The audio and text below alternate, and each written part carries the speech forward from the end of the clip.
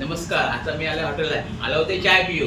तर मी चहा कशी पिते बघा, म्हणजे फुकटम फाकटम माहिती आहे काय करते माहिती आहे. आणि आहे बघा, हे मालक बसले तिकडे बाजूकच बसलाय.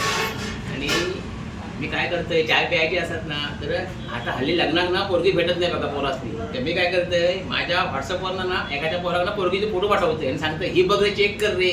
आणि मग तो चेक करता आणि म्हणतो काका काका या इकडे इकडे. मग तू बोलवता असो आणि बोलवलं ना की मग तो चहा पाचता त्या पोरीच्या हातात. बघा तू फोटो तिकडे बसलोय बघा, तो बघा.